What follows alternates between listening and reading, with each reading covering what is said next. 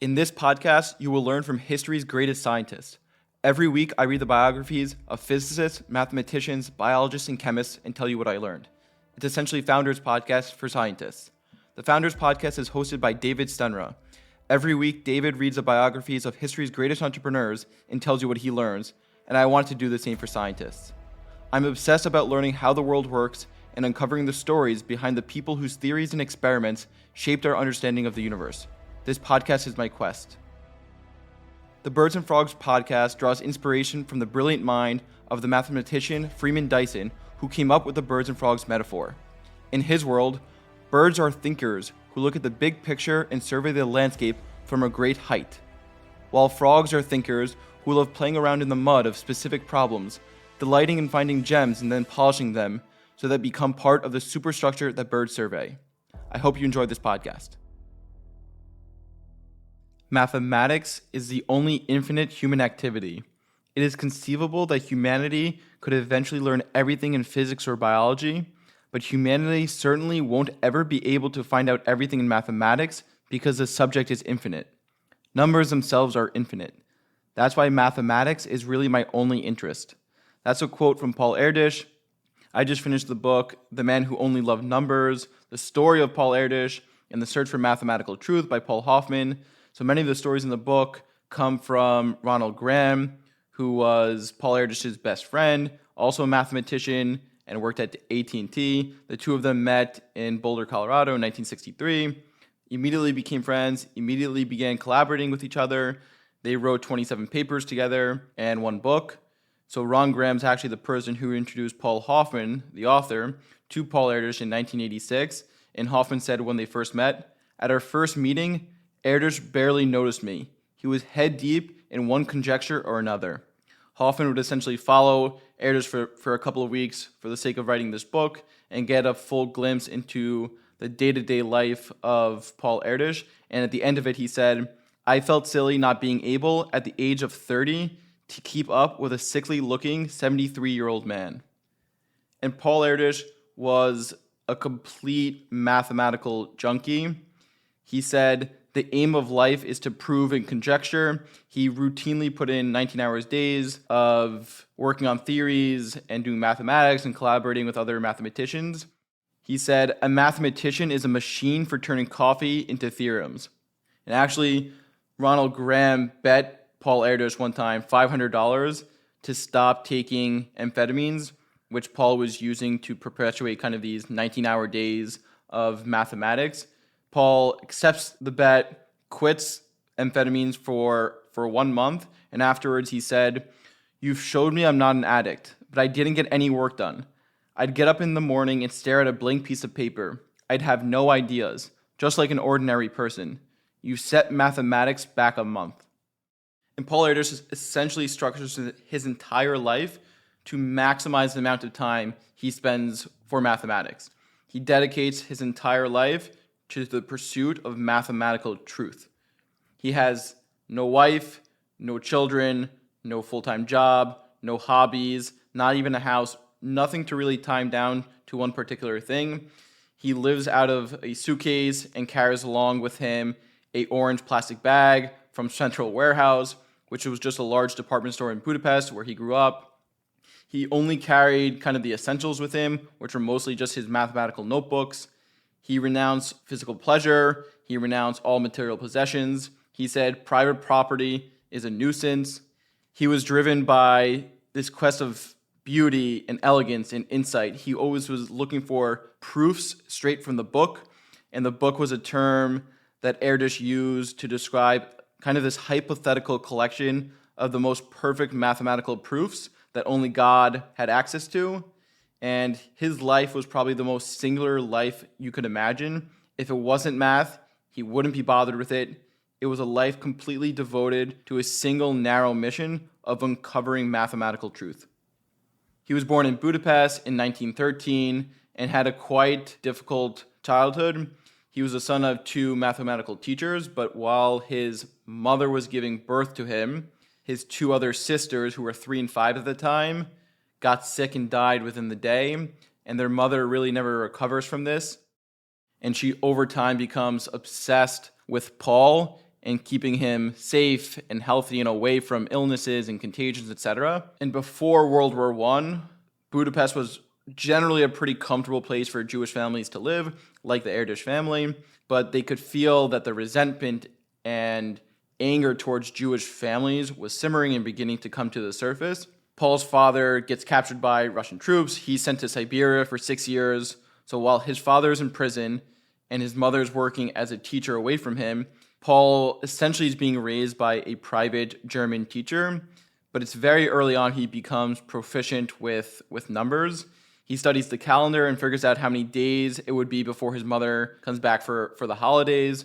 At just the age of 4, he entertained himself by computing crazy things like how long it would take a train to reach the sun, and discovered negative numbers. He essentially amused himself with his mother's friends by asking them how old they were and then calculating in his head how many seconds they had lived. So from a very early age, he knew he wanted to be a mathematician. And part of it was because he saw mathematics as a strong fortress, kind of a refuge away from the difficulties and complexities of his early childhood. This plays into one of Einstein's quotes: "Many people who go into mathematics are seeking refuge from the rest of the world." I believe with Schopenhauer that one of the strongest motives that lead men to art and science is to escape from everyday life with its painful crudity and hopeful dreariness, from the fetters of one's own ever-shifting desires. A finely tempered nature longs to escape from the personal life into the world of objective perception and thought. And Paul Erdos completely aligns with this. He has a very difficult childhood with the anti-Semitism, with his 2 sisters passing away, with his over-obsessive mother. He finds mathematics to kind of be this refuge away from all of that. But as soon as he could read, actually, like every Jewish mother, she wants him to become a doctor. She forces him to read medical literature, and she tutors him at home. She actually takes him out of school because she was so scared that he would get sick and pass away. So he essentially stays at home and is homeschooled until high school. And even in high school, he goes kind of like every other year because his mother can't decide. So she sends him one year and takes him home the next year because she gets afraid that he'll get sick. And in terms of just the anti-Semitism at the time, to ground that into some context, Paul said, "There were a lot of anti-Semitic acts. Being a Jew, my mother once said to me, 'You know the Jews have such a difficult time. Shouldn't we get baptized?' I told my mother, 'Well, you can do whatever you please, but I remain what I was born.' It was very remarkable for a small child. I was only 6 or 7 then, because actually being Jewish meant nothing to me. It never did." But from a very early age, what did matter to Paul was kind of these principles and being true to his own birthright and never really compromising on these principles, no matter how inconvenient or potentially life-threatening they were to kind of maintain them. And this is a kind of thread throughout his entire life, that he would kind of defy the authorities, armies, university bureaucrats, the U.S. Immigration Office, the secret police, the FBI. That's been a common thread throughout his entire life. So in 1934, he actually leaves Hungary because of political reasons. He says, "I was Jewish, and Hungary was a semi-fascist country." So he goes to England for a 4-year postdoc at Manchester, and this kind of begins his restless life of just going from city to city, from house to house, and collaborating with other mathematicians.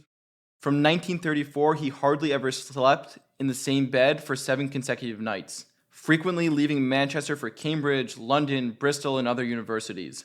While in England, he meets with G.H. Hardy, who's one of the professors there, and he's also the person who discovers Srinivasan Ramanujan.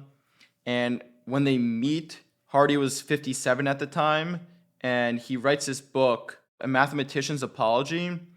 And it was one of the most famous kind of works in mathematics at the time, but it was a depressing kind of testament to the creative powers that had slipped away from Hardy. In it, he says, "It is a melancholy experience for a professional mathematician to find himself writing about mathematicians. The function of a mathematician is to do something, to prove new theorems, to add to mathematics, and not to talk about what he or other mathematicians have done. Make no mistake, mathematics is a young man's game.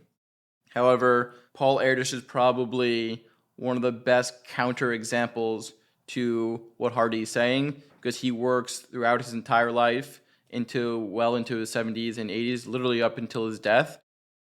After England in 1938, he goes to Princeton to work at the Institute for Advanced Study for a 6-month fellowship. And afterwards, he actually doesn't get renewed for his fellowship because they found him unconventional. But the irony is, at that time, Erdős recalls that his work at the Institute was his most productive ever mathematically. And while he was at the Institute, he spent a lot of time with Gödel and Einstein, although he didn't collaborate with either of them. So he said, they don't have Erdős number one. And this is a kind of a joke on Erdős numbers, which was a taxonomy people came up with on how close you are to collaborating with Paul Erdos himself. So if you had a Erdős number one, you've written a paper with him. If you had an Erdős number of 2, you published with someone who published with Erdős. And if you had one with 3, you published with someone who published with someone who published with Erdős, et cetera, et cetera, et cetera. And the highest Erdős number for a working mathematician was 7. And Paul said, I was not close friends with Einstein, but I knew him quite well. And at the time, most of their conversations were about politics, because at that time in the 1940s, Einstein was spending most of his time on politics rather than physics. And Einstein said, we have to divide up our time like that, between our politics and our equations. But to me, our equations are much more important, for politics are only a matter of present concern. A mathematical equation stands forever. And that would align perfectly with how Erdős thinks about mathematics and immortality, because he said, mathematics is the surest way to immortality. If you make a big discovery in mathematics, you will be remembered after everyone else will be forgotten. Another scientist, another physicist at the time, was actually one of the few people to kind of decipher the difference in style between Einstein and Erdős. In a tribute to Erdős on his 70th birthday, this physicist said, Einstein often told me that the reason he chose physics over mathematics was that mathematics is so full of beautiful and attractive questions that one might easily waste one's powers in pursuing them without finding the central questions. In physics, he had the nose for the central questions, and he felt that it was the chief duty of the scientist to pursue those questions and not let himself be seduced by another problem, no matter how difficult or attractive it might be. Erdős has consistently and successfully violated every one of Einstein's prescriptions. He has succumbed to the seduction of every beautiful problem he has encountered, and a great number have succumbed to him. This just proves to me that in the search for truth, there is room for Don Juans like Erdős and Sir Galahans like Einstein. After the Institute, he was disqualified from potentially working on the Manhattan Project at Los Alamos because he kept making a big point of saying that he might return to Budapest after the war. And another mathematician recalls that Erdős used to go to Santa Fe, which is nearby, and plead his case to join the Manhattan Project. He said he was always strongly anti-fascist and wanted to work at Los Alamos, where his great talents would have been very useful. Unfortunately, he refused to sign a paper saying he would not talk about the A-bomb after the war. Again, this goes back to not going against his principles, staying true to himself, regardless of kind of what the consequences may be of that. However, there's also another reason, which is a slightly more humorous reason, that Erdős was not invited to Los Alamos. So the FBI already had a file on him because of a false arrest that had happened 2 summers beforehand. The story goes that he was picked up in Long Island for loitering suspiciously near a military radio transmitter. He recalls that it was just like a harmless situation, and he was with 2 other professors and 2 other scientists at the time, that they had overlooked a no trespassing sign, and that they drove up to the radio transmitter. They didn't really know what it actually was, but it happened to be a very secret radar facility. So the 3 men, Paul Erdős and his two friends, get out of the car, they start to look around, they start to stretch, and they take a few pictures of each other. And then one of the guards gets scared of what's happening. He takes the notes, and he calls in the FBI. And when the FBI gets there, they ask, how could they have possibly missed the no trespassing sign? And Erdős replies, I was thinking. They ask, what about? He responds, mathematics. It's funny because this story almost replays itself exactly in 1943 when Erdős is working at Purdue as a part-time professor. So he used to take long walks very late at night, very early in the day, and one time the police stopped him on one of his midnight strolls, and they became very suspicious of him because he had no ID on him, no driver's license, really nothing with his name on it. They asked him, what are you doing? He said, I'm thinking. They asked, about what? And he said, about mathematics. Going back in 1948, in December, he actually finally returns to Budapest for the first time in a decade. And unfortunately, when he returns, many of his friends and relatives had perished in the Holocaust. However, his mother and one of his closest friends were still alive. The following February in 1949, he leaves Hungary again, and for the next 3 years, he spends his time between England and the US. He worked at Notre Dame for a little bit, and he jokes that while he's working at Notre Dame, and although he completely rejects organized religion, Christianity, Judaism, it didn't really matter. He didn't really mind teaching at a Catholic school, but he joked, the only thing that bothered me was that there were too many plus signs. And Erdős, his entire life, the freedom to travel was very important to him. And because of anti-Semitism and because of his loyalty to Hungary, he was limited and restricted to where he could travel. And he said, and one of his friends said, to Erdős, being denied the right to travel was like being denied the right to breathe. And this was after many years he couldn't return to the US, so he goes to Amsterdam. And after Amsterdam, he finally lands in Israel, who give him a part-time professorship at the Hebrew University. He enjoys his time there. In 1955, and this is 2 years after Stalin's death, so he visits Hungary again. Once again, he's being limited. The government doesn't want him to come in, but his well-connected friends and mathematicians argue that Erdős was a singular asset to the world of culture and mathematics. So they eventually convinced the government to grant him kind of like a special passport and allow him into the country.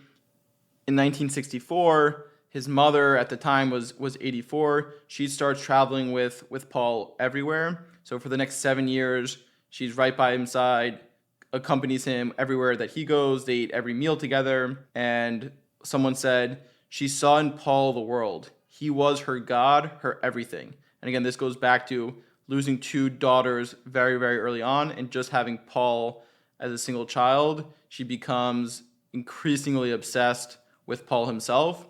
Their cousin said, when they were together, I was nobody. It was like I didn't exist.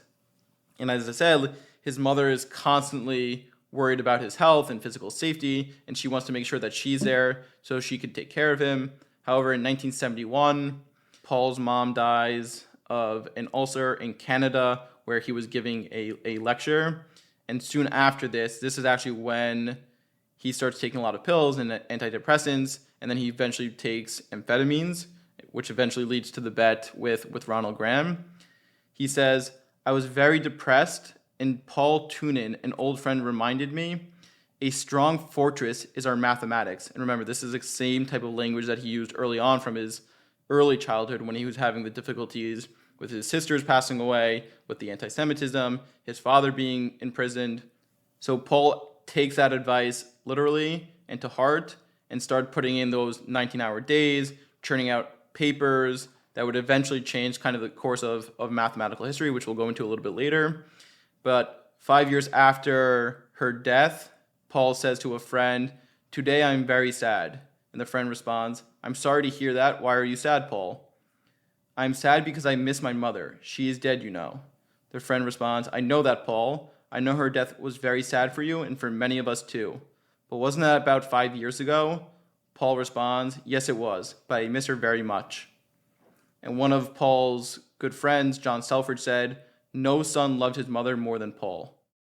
Just like Paul's life mission of discovering mathematical truth was singular, his relationship with his mother was singular as well. He didn't have real relationships, intimate or otherwise, with other women, although other women wanted to become his friends, wanted to have intimate relationships with him.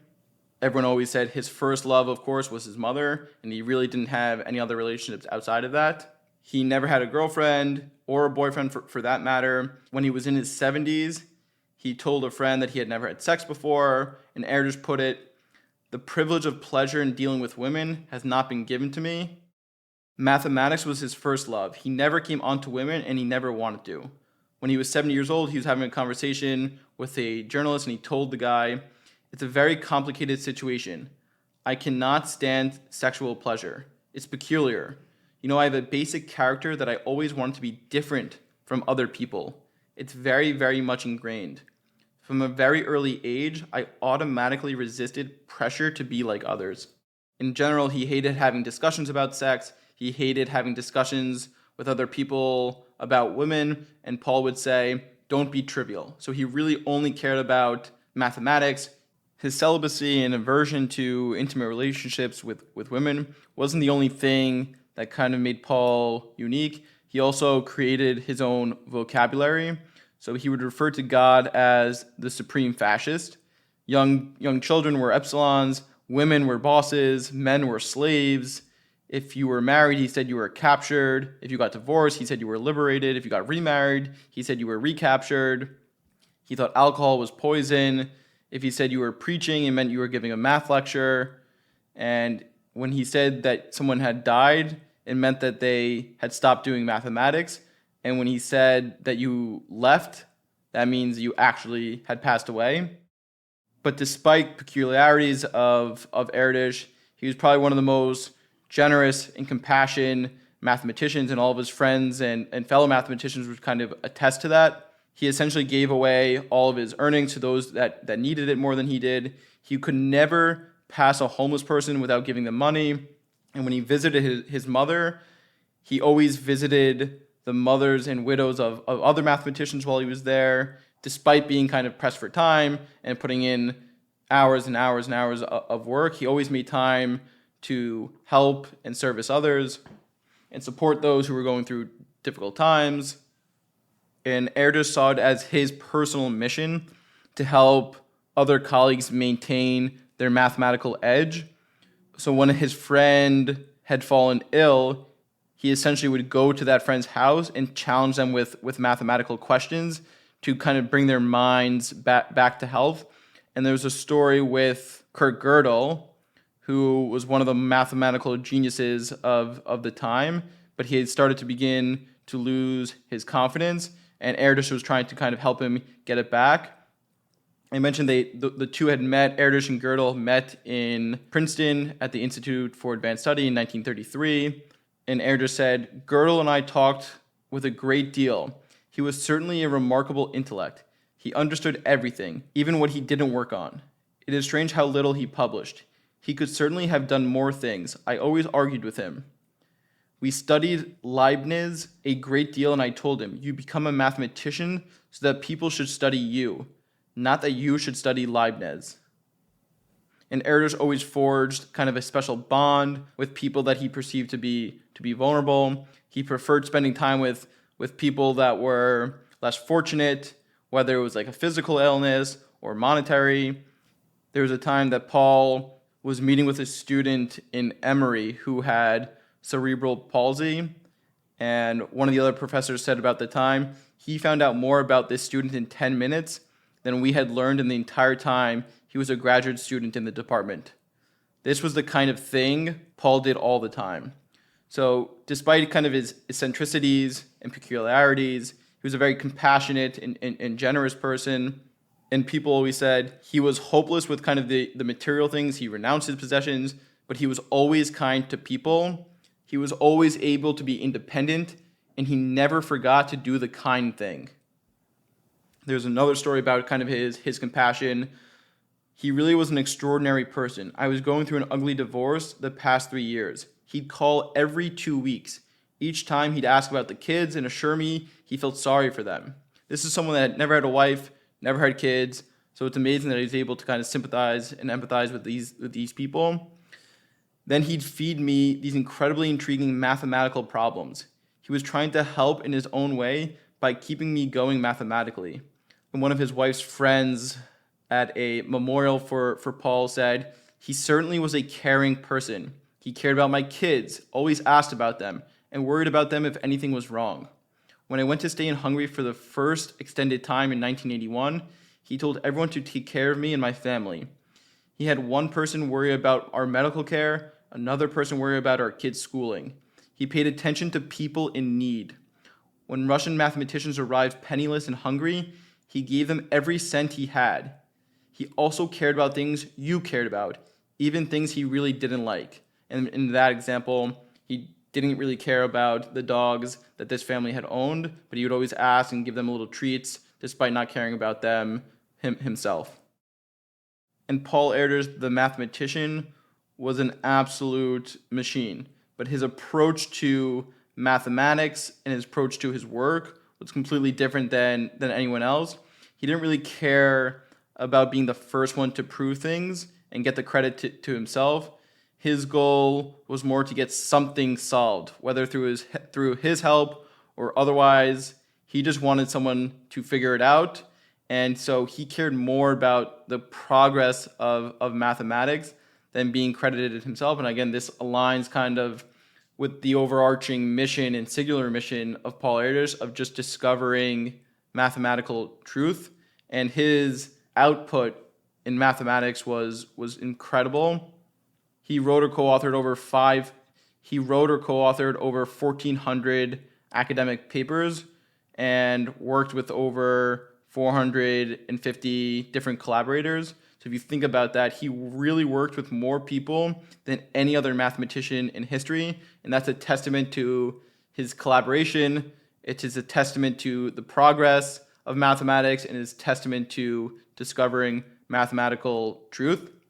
And he had this kind of infectious curiosity and a way of asking fundamental and elementary types of questions to understand things that other people may have taken for granted. So he didn't care about looking like a fool. He really just wanted to get to the bottom of a problem so he could start solving it. And his style was about finding clever, short solutions instead of grinding through pages and pages of equations and formulas. He wanted to kind of create succinct and fundamental solutions to problems. When it came to areas of focus, Erdős was really all about number theory, specifically prime numbers, which he had this almost spiritual connection to. One of his friends said, "We were addicted to math, and Erdős was the biggest junkie of all. He lived in the world of prime numbers. They were his world. He had some peculiar affinity to prime numbers. When he was 20, he announced he was going to prove the great prime number theorem by elementary means using the ancient sieve of someone's name who I cannot pronounce. And sure enough, 20 years later, he'd do that. Prime numbers were on his mind all his life." He also introduced a method called the probabilistic method, which was revolutionary at the time. And essentially, this method proves that a mathematical object exists by showing there's a decent probability of finding it randomly. So therefore, it must be there. And this approach, this technique, was brand new at the time, and it allowed other people, and it opened up a lot of new ways of thinking about proofs. Erdős also made huge contributions to Ramsey theory, which deals with the idea that even in chaos and randomness, certain patterns or order must eventually show up. So you can imagine a large, messy group of connections. No matter how disordered it seems, you'll eventually find some structure or pattern in there. So he used his probabilistic method in this work area, showing that you can't completely avoid certain patterns in large structures. You'll eventually find them. And again, going back to the point of mathematical progress and just kind of discovering mathematical truth, back in the early 1950s, what Erdős started to do was put out contracts on certain problems that he himself was unable to solve, and would essentially give rewards to people who could solve those problems. And by 1987, the total amount that he owed to people was about 15,000, and each contract ranged from $10 to $3,000 depending on how difficult Paul thought the problem was. And beyond kind of just his contributions to mathematics and to mathematical progress and mathematical truth, he thought that there was an intrinsic beauty and insight to mathematics, and these were the two words, beauty and insight, that Erdős and his colleagues used freely and a lot, but have a difficulty explaining what that actually means. He said, "It's like asking why Beethoven's Ninth Symphony is beautiful. If you don't see why, someone can't tell you. I know numbers are beautiful. If they aren't beautiful, nothing is." He had some other interesting thoughts on mathematics, particularly around the application of mathematics. It wasn't something that necessarily drove his work, but he was accepting of the application of mathematics more so than other pure mathematicians at the time. However, when some of his close colleagues' interest drifted away from pure mathematics, he made no secret of kind of his extreme disapproval. One of his friends recalls the story, "When I wasn't sure whether to stay a mathematician or to go to the technical university and become an engineer, Erdős warned me, 'I'll hide, and when you enter the technical university, I will shoot you.'" So it's very clear that although he was somewhat accepting of applied mathematics, he had a strong passion and encouraged many of his close friends to stay within pure mathematics rather than to become engineers or study applied mathematics. And one of his probably most extreme opinions around mathematics was, he said if he could no longer do mathematics, he would have to commit suicide. And Erdős used this sense of humor to lift some of his spirits at times when he simply just overlooked a simple result in a theory one time. He said, "I should be put under tutelage." Although Paul might have had some extreme thoughts around his own mathematical pursuits, he had an extreme soft spot for young mathematical talent. He felt like it was his mission to cultivate and foster that talent. So there's a story in 1959 between Paul Erdos and this kid, Louis Posa. In 1959, Erdős comes back to Hungary from the US, and he hears about this boy, Louis, from his mother, who pretty much says, Louis has already mastered all of high school math. He could solve any problem he kind of gets his hands on, and he's only 12 years old. So clearly a child prodigy like Erdős himself. Erdős decides to test him by giving him a challenging math problem involving prime numbers.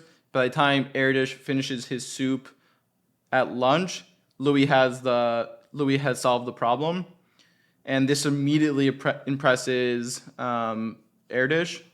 After this, Paul essentially takes Louis under his wing. They spend a lot of time together.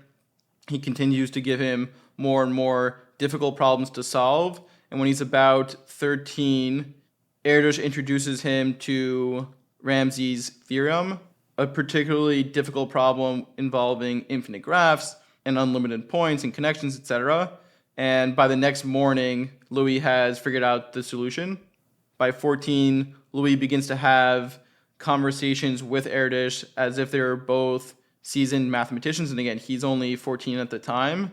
And this is at the age that they published their first paper together.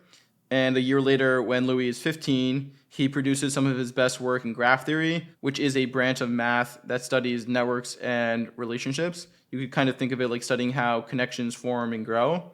But around 20 years old, Louis essentially stops working on math and starts teaching grade school instead. And Paul becomes increasingly disappointed and discouraged from this. He sometimes refers to Louis as if he's dead in the sense that he's left the field and stopped producing mathematics, not that he's actually passed away. And he keeps hoping that Louis may come back to life and return to mathematics. And the telltale signs that Louis had begun to forego math for other interests was when he was 16, and he tells Erdős he'd rather be Dostoevsky rather than Einstein. Louis had become much more interested in literature and became discouraged that other kids in the class were better at mathematics than he was, despite being a prodigy. Interestingly, one of those students in Louis's class becomes a very well-known mathematician, and that kid and Erdős collaborate on many, many papers together. And he eventually jokes that the kid had got his start late at the ripe old age of 17, despite being a child prodigy like himself, or Louis, who had started at a much earlier age.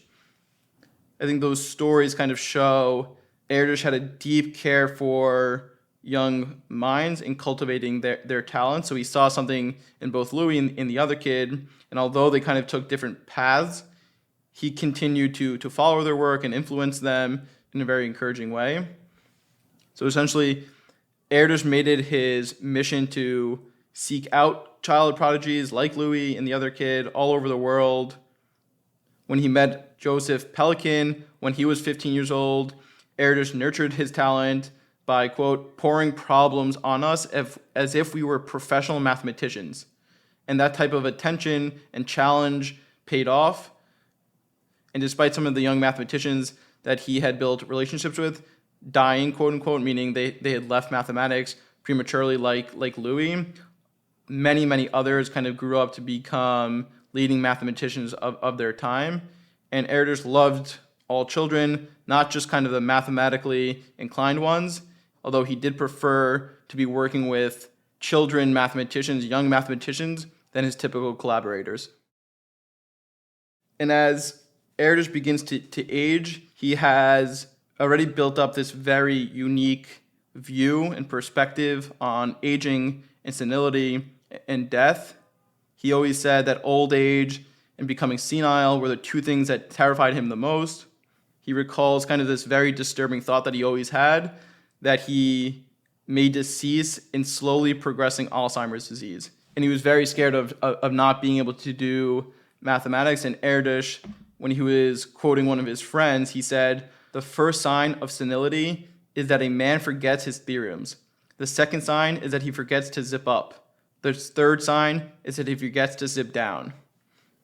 I think he was more scared of getting old and not able to do mathematics, or that he'd forget to do simple tasks. He was more scared of becoming elderly and senile than dying, because Erdős's perspective on death was, "Soon I will be cured of the incurable disease of life."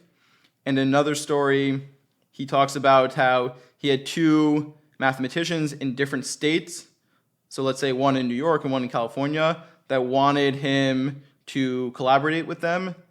And he said, "You have heard about my mother's theorem. My mother said, even you, Paul, can be in only one place at one time. Maybe soon I will be relieved of this disadvantage. Maybe once I've left, I'll be able to be in many places at the same time. Maybe then I'll be able to collaborate with Archimedes and Euclid." And I think he not only was death not a scary thought for him, but he viewed that his contributions to math as his lasting imprint on the world. Again, we can go back to the quote where he says, "Mathematics is the surest way to immortality. If you make a big discovery in mathematics, you will be remembered after everyone else will be forgotten." He was more scared of not being able to do actual mathematics during his lifetime, because he viewed that his contributions to mathematical progress and mathematical truth would forever live beyond him and leave a lasting legacy, which it ultimately obviously does. But it was really only during the last 10 years of his life where his health problems begin to catch up with himself. And although he kind of outpaces every other normal mathematicians, he's kind of slowed down in terms of his 19-hour-a-day pace. He begins to lose sight in one eye, but he didn't want to kind of take care of just that one problem, but increasingly any of his healthcare problems, because it would take him away from doing mathematics. Eventually, he completely loses all of his vision in that eye and requires a corneal transplant, but finding a donor for that specific transplant is not easy to come by. However, one of his friend's wives is a suitable donor, and in order to get him advanced kind of in the queue to get the transplant, the wife says, surgery will advance all of mathematics. That speaks to the gravity and the importance that Paul Erdos had to the field of mathematics. And there's a funny story during this whole procedure. That transplant, the procedure is supposed to take about 2 hours, but before the operation takes place, the Erdős asks the doctor, will I be able to read? And the doctor responds, yes, that's the whole point of the surgery. So then they go into the operating room and the lights begin to dim, and Erdős becomes immediately agitated and frustrated. He says, why are you turning the lights down? And the doctors, of course, respond, so we can do the surgery. And he responds, but you said I'd be able to read. And although it's humorous, I think it's a perfect encapsulation of how serious and dedicated and devoted Paul was to math, where he didn't even want to spend a second or a minute not conducting mathematics or thinking about new theorems and proving and conjecturing. And at the same time, Erdős's heart wasn't really doing any much better than his eyes. A cardiologist required him to stay in the hospital, but Erdős insisted on working. So you could just imagine his hospital room had papers kind of spread out all over the room and all over the bed. There was a constant rotation of mathematicians coming in and out so he could speak with them. In 1988, Paul had a small heart attack while he was in the hospital, so they had to kind of move him from one hospital to another because that first place simply just didn't have enough room for all the visitors that he had. So the new room was much larger, and it was sufficiently big to hold all the visitors. And in typical Erdős fashion, he'd be lying there on the bed, holding 3 mathematical conversations at once, in Hungarian with a group in one corner, in German with a group in another corner, and in English with a group in the third corner. All of this while he was talking to his friends and his friend's wife. And then finally the doctor would come in and say, go away. And Paul would just say, come back in a few hours. And that's the way he kind of just went about that whole process.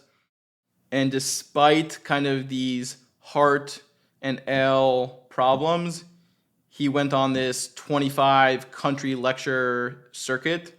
And Erdős thought that the reason he became more and more popular over time was everyone wants to be able to say, I remember Erdős. Why, I even attended his last lecture. The last year of his life was 1996, and that was a particularly rough year. And halfway through a lecture he was holding in Boca, he got up to write on the blackboard and suddenly just fell down. His blood pressure was very low, and he was lying there completely flat, but his microphone was still attached to him. So people got scared and anxious, and security started to kind of file them out of the room. And Paul said, tell them not to leave. I have 2 more problems to tell them. And there's another story in that same vein. Another mathematician was giving a lecture at a conference in Michigan. Paul Erdos was in attendance and asked him a question. And in the middle of his question, Paul falls over and is out absolutely cold. And the next morning, the surgeons and the doctors put in a pacemaker, which allow Paul to attend the closing banquet at the conference. And while he's at that banquet, he gets up and he says, now I just want to finish asking Dr. Ringel, who was the lecturer at the conference, now I just want to finish asking Dr. Ringel my question. And Dr. Ringel would eventually go on and say, that said it all. Mathematics was his life. And as Erdős began to kind of wrap up his lecture in Memphis in March 1996, he said, you know what I say? Everything but mathematics must come to an end, and this also applies to lectures about mathematics. If I live, I will be back. If I don't, I won't. In September 1996, just a few months after that quote, Paul passes away, and I don't think anyone was really prepared for his death, despite kind of his illnesses, his heart and eye problems, because he made everyone used to the idea that he would kind of live forever, although he does live forever through his mathematics. He'd been joking for decades about old age and death, and they felt that kind of this humor about both death and kind of getting older and senility, etc., was like an injection for them, where they felt they were like vaccinated and prepared that Paul would live forever, or at least longer than they had lived, although that doesn't end up being the case.